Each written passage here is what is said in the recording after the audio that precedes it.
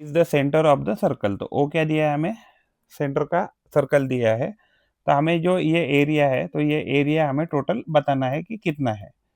तो हमें जो रेडियस है वो 21 मीटर दिया है। तो इस पर्टिकुलर केस में, अगर इस पर्टिकुलर केस में हम देखें, तो जो एरिया ऑफ सेक्टर होता है, तो एरिया ऑफ जो सेक्टर होता है, तो एरिया ऑफ सेक्टर यानी कि अगर यहाँ एक रेडियस है, यहाँ एक रेडियस है और ये सेंटर है मान लीजिए, तो ये हमने सेंटर ड्रॉ किया और ये जो है, तो अगर ये रेडियस है तो ये जो एरिया है, तो ये जो टोटल एरिया है इसको एरिया ऑफ सेक्टर कहते हैं।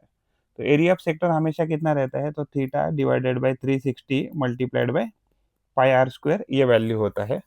तो थीटा हमारे केस में कितना दिया है, तो 120 दिया है और 360 डिवाइडेड में करेंगे, पाई का वैल्यू 22/7 लिखेंगे और आर का वैल्यू कितना दिया है, तो 21 दिया है, तो 21 मल्टीप्लाइड बाय 21 ये वैल्यू करेंगे। तो ये हो जाएगा 1 दा, ये हो गया 3 दा, उसके बाद ये हो गया 1 दा, ये हो गया 3 दा।